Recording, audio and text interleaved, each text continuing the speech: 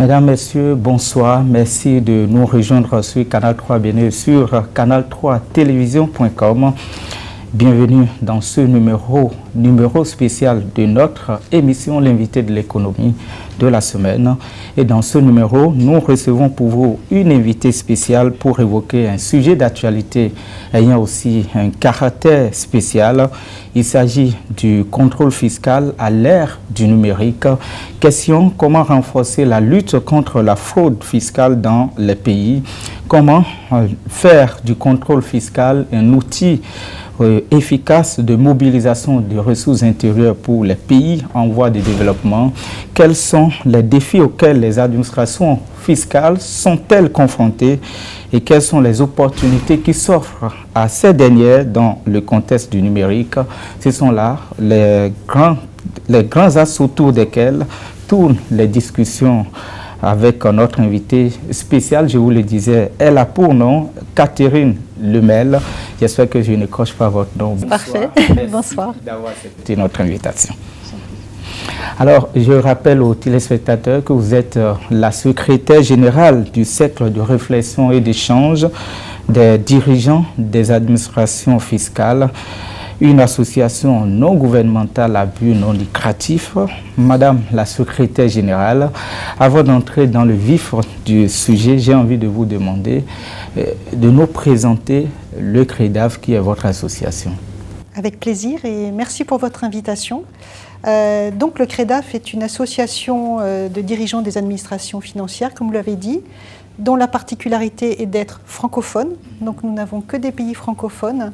C'est une association qui existe depuis bientôt 40 ans, puisqu'elle a été créée en 1982. Nous fêterons les 40 ans en 2022 l'année prochaine, qui regroupe 30 pays, pour la plupart des pays africains, mais pas seulement, donc des pays de la zone francophone africaine. Nous avons aussi 2 pays d'Asie.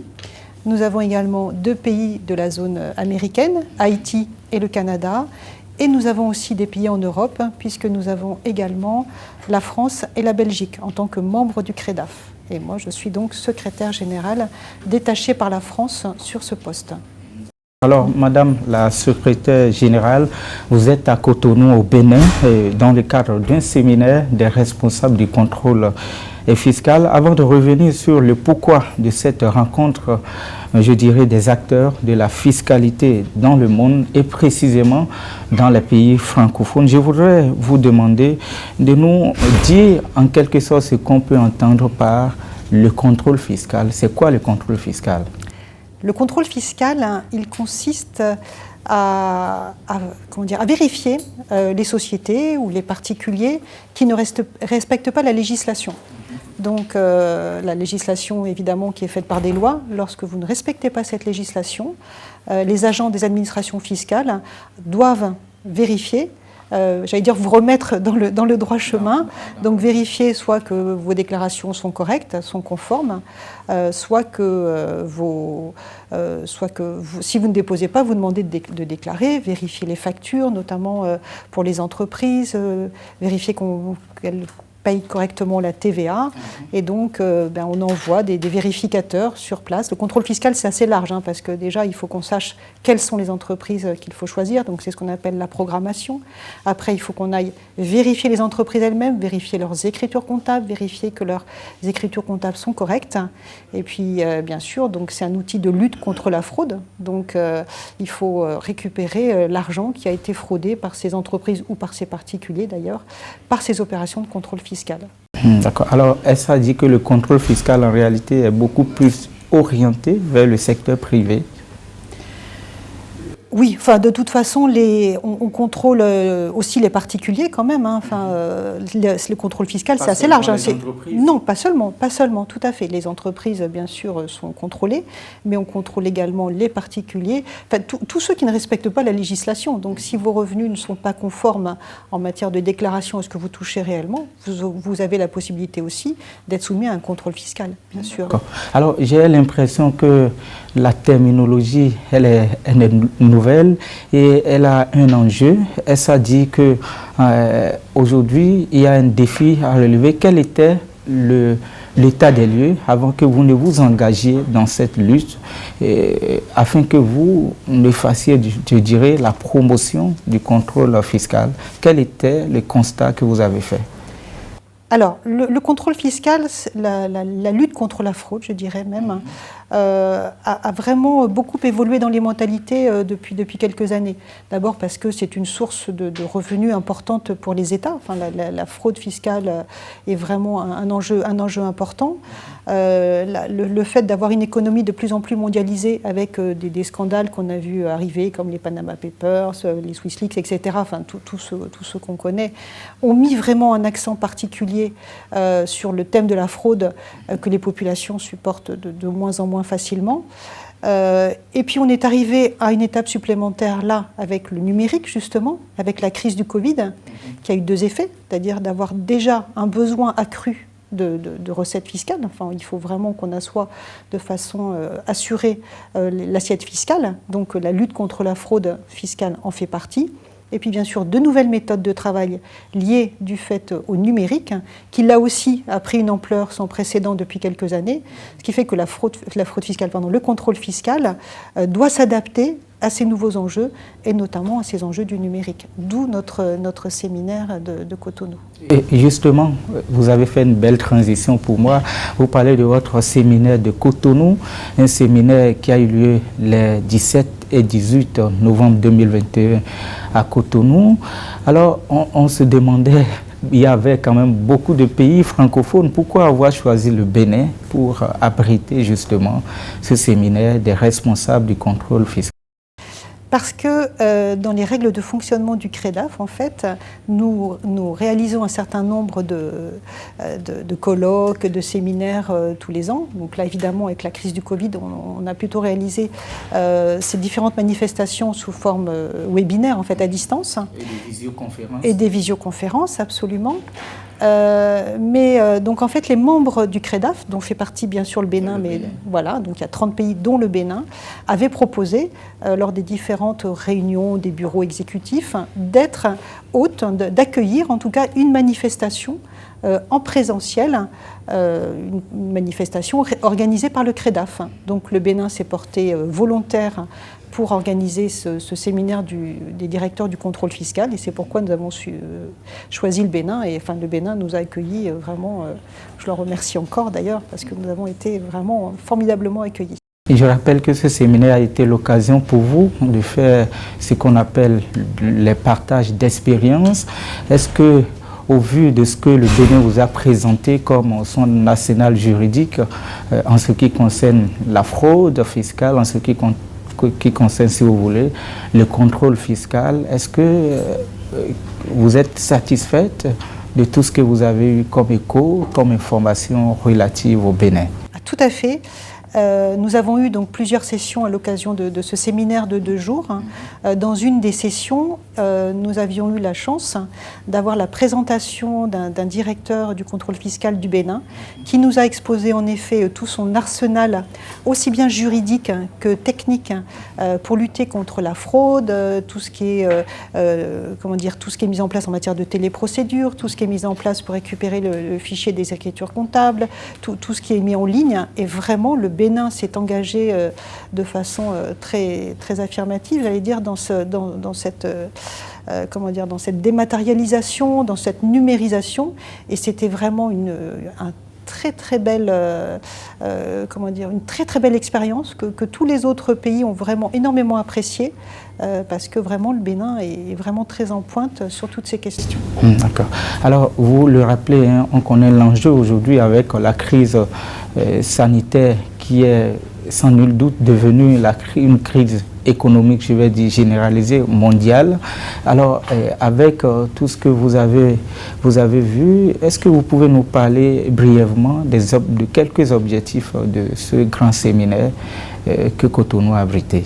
Alors, les objectifs qui rejoignent ceux du CREDAF, c'est vraiment de mutualiser les bonnes pratiques, de faire rencontrer des pairs, notamment ici les directeurs du contrôle fiscal, pour que chacun s'inspire des bonnes idées de ce que font de mieux chacun de nos participants et puissent échanger entre eux. Et un des objectifs de ce séminaire, c'était de redonner vie à un réseau des directeurs du contrôle fiscal des pays du CREDAF, qui avait été lancé en 2019 à Madagascar, mais qui du coup avait été interrompu par la crise sanitaire. C'était un peu compliqué de remettre un peu de lien suite à ce qui s'est passé avec, évidemment avec le Covid. Et donc ce séminaire de Cotonou a pour moi été une belle réussite, puisque nous avons en effet bénéficié, comme je le disais, donc de l'expérience du Bénin, mais aussi du Niger, par exemple, qui nous ont fait de très très belles présentations très intéressantes de leurs expériences pays. Chacun des pays qui a participé à cette conférence a vraiment eu envie de s'inspirer de ces exemples, d'avoir des bonnes pratiques, et du coup de relancer le réseau des directeurs du contrôle fiscal. Donc c'est aussi le deuxième objectif de ce séminaire que nous avons réussi, je l'espère, puisque nous allons relancer ce réseau, nous allons remettre bien en relation tous ces directeurs pour que chacun bénéficie de ces belles expériences et faire gagner du temps à tout le monde dans un sens, parce que c'est vraiment ça l'objet. Les pays ont mis en place des législations, d'autres pays ont mis en place des outils informatiques, d'autres pays, et chacun s'inspire de toutes ces belles expériences pour faire gagner du temps à tout le monde et puis surtout d'agir pour le meilleur pour les finances publiques.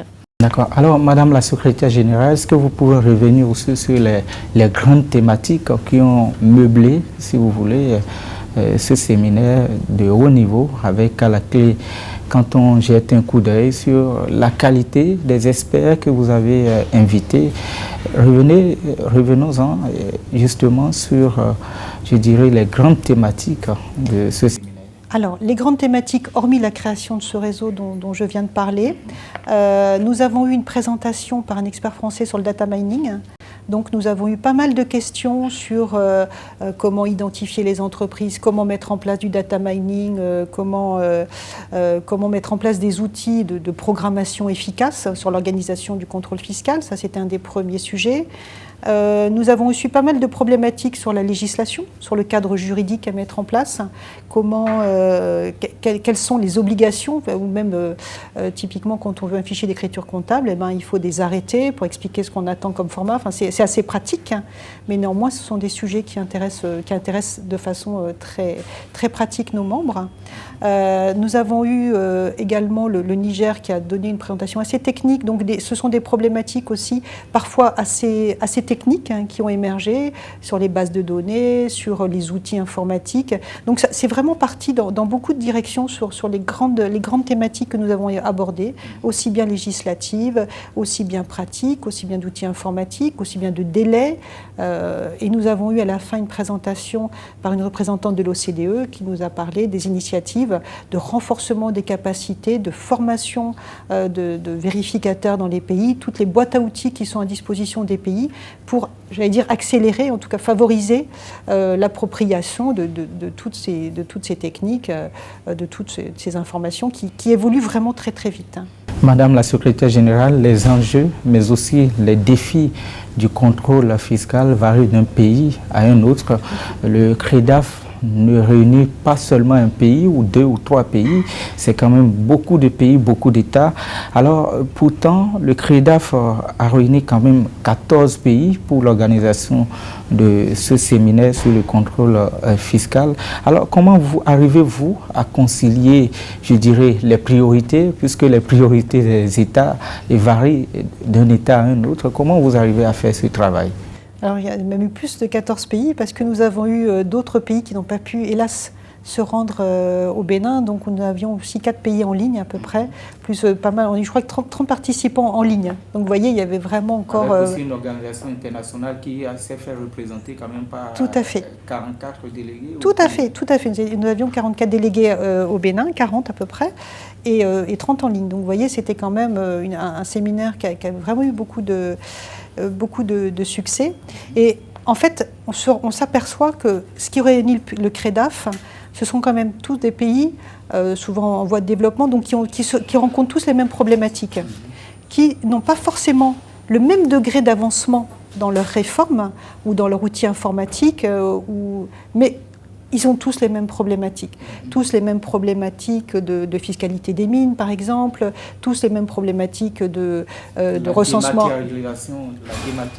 La dématérialisation, absolument, tout à fait. Mais certains pays sont très avancés sur la dématérialisation, typiquement le Bénin, d'autres sont un petit peu moins avancés, mais tous ont les mêmes problématiques, vraiment, enfin tous, j'exagère bien sûr, mais dans les grandes lignes, ils ont vraiment tous ces mêmes problématiques. Donc ces 30 pays sont vraiment réunis. Si ça fonctionne depuis 40 ans, c'est que, voilà, c'est que vraiment chacun y trouve, son intérêt, trouve de l'intérêt à discuter entre eux, à échanger sur ces mêmes problématiques. En fait, voilà, chacun s'entraide. Certains sont plus avancés que d'autres, mais ils ont tous rencontré les mêmes difficultés à un moment ou à un autre. Et typiquement ce que vous disiez sur les téléprocédures, sur le contrôle fiscal des entreprises, ce qui est un point qui a été évoqué par notre collègue du Bénin sur des machines de facturation. Un pays a demandé, mais est-ce que vous obligez les toutes petites entreprises, les paysans, les mototaxis par exemple à Cotonou, à avoir une telle machine? On dit non. En fait, voilà, parce que l'État finance pour les petits ces machines de facturation, mais les petits, puis il y en a d'autres où c'est pas la peine, en fait, voilà, il n'y a pas forcément d'enjeu. Les grosses entreprises ont le droit à un crédit d'impôt. Donc vous voyez, toutes ces problématiques, tous les pays de la zone CREDAF, on va dire, rencontrent peu ou prou ces mêmes problématiques, c'est pour ça qu'ils s'entraident entre eux. D'accord. Alors tout à l'heure, vous évoquiez la mise en place d'un réseau d'inspecteurs sans frontières, mais aussi d'un réseau des responsables du contrôle fiscal. Alors, parlez-nous brièvement de ce réseau. De quoi s'agit-il concrètement quand on parle d'inspecteurs sans frontières, mais aussi d'un nouveau réseau que vous comptez mettre en place en ce qui concerne les contrôleurs? Alors, l'Inspecteur sans frontières, c'est comment ça s'appelle? C'est mis en place par l'OCDE en fait, qui permet en fait aux inspecteurs des impôts des différents pays de bénéficier de formations, de bénéficier de webinaires, de bénéficier d'assistance sur place.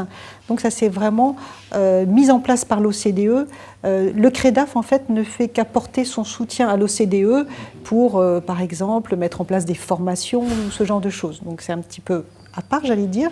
C'est pas vraiment un réseau d'inspecteurs, hein, c'est vraiment une assistance mise en place par l'OCDE pour aider les inspecteurs des impôts, qui eux-mêmes d'ailleurs peuvent s'aider entre pays. Ça peut être des assistances sud-sud par exemple. Vous voyez, c'est vraiment un réseau, mais c'est vraiment au niveau OCDE.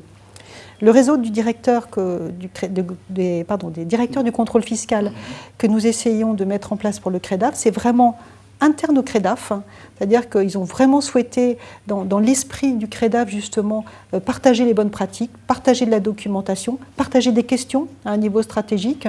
Je souhaite, je sais pas moi, mettre en place telle procédure, qui l'a déjà fait, qui peut m'assister, et ça permet en fait de se mettre en relation entre eux pour s'assister en fait entre pays sur des aspects plus stratégiques.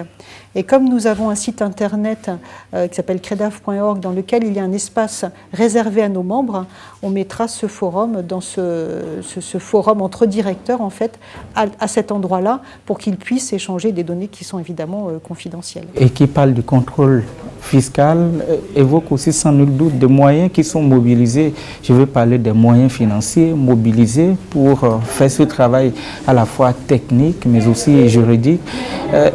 Est-ce à dire que finalement, dans le travail que fait le CREDAF, vous pensez aussi au financement du contrôle fiscal?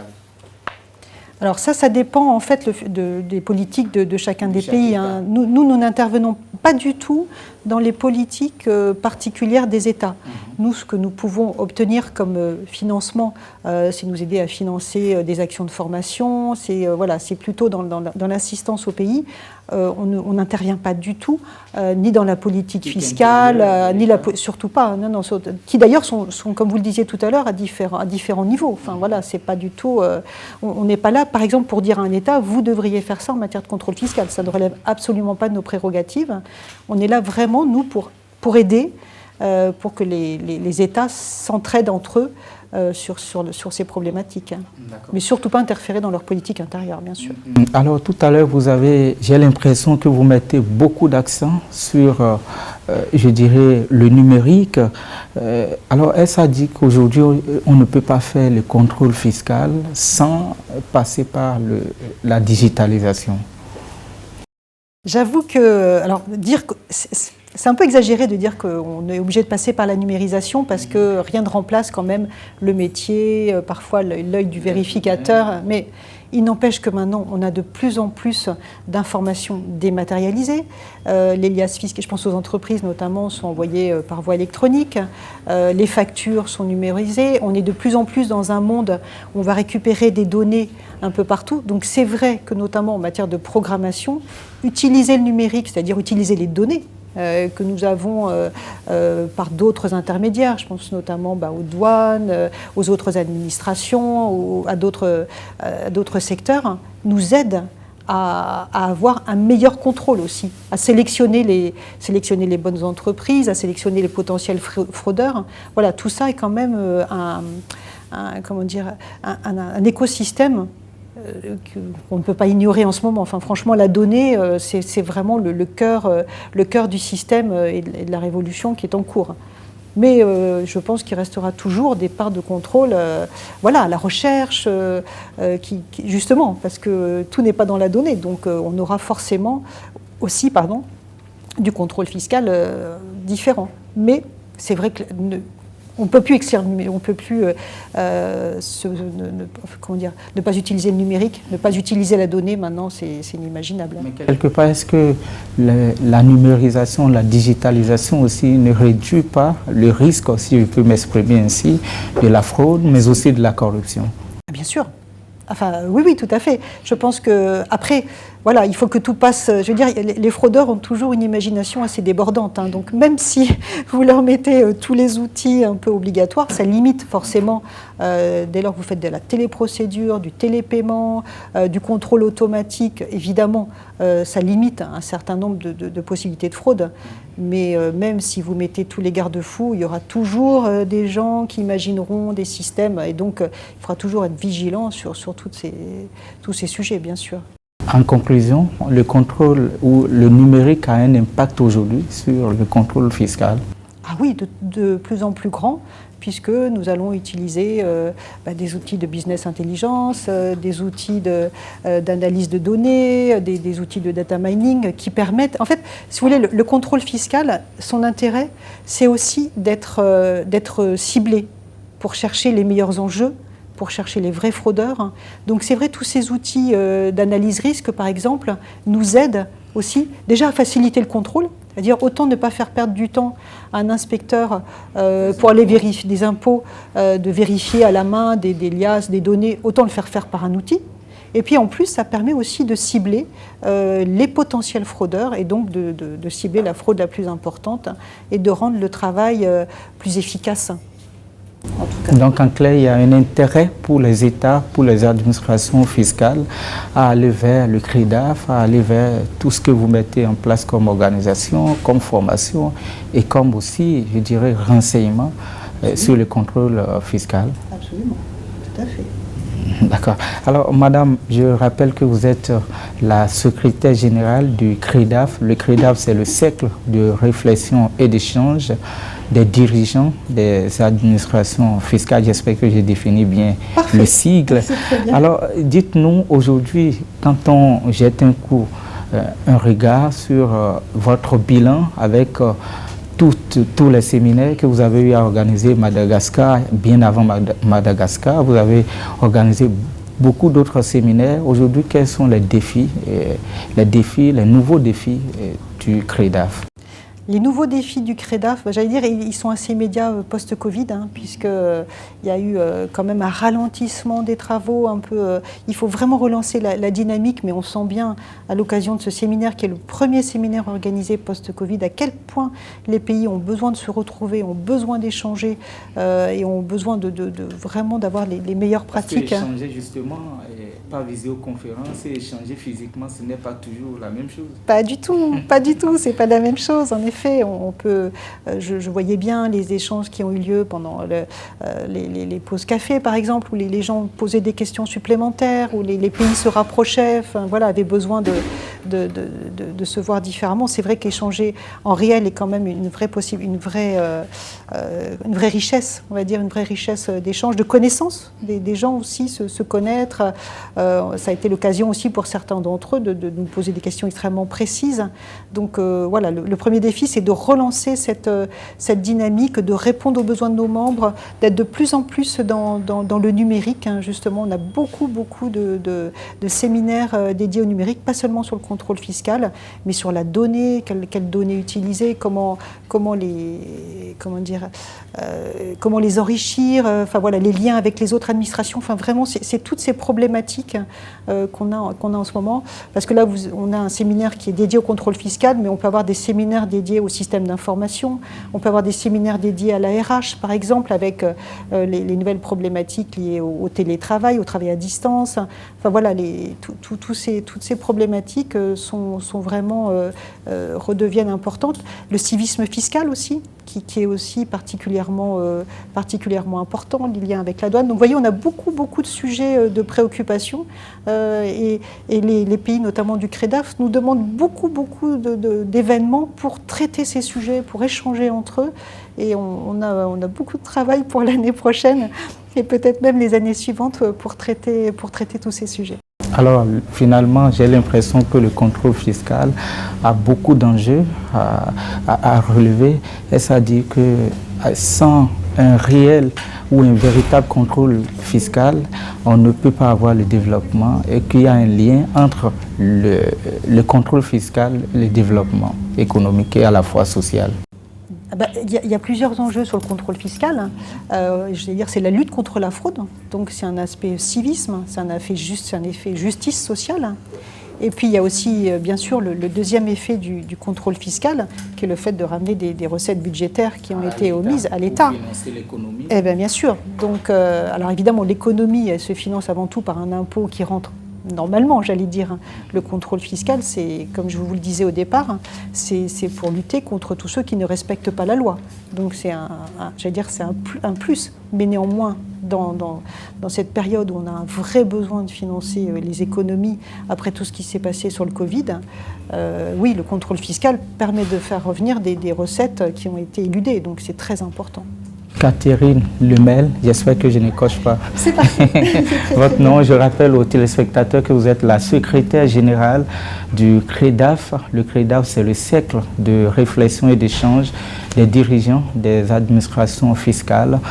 Et merci beaucoup pour toutes ces explications. Merci à vous et puis merci encore au Bénin pour son accueil. Mesdames, Messieurs, c'est la fin de cette émission. Merci de nous avoir suivis. Au revoir.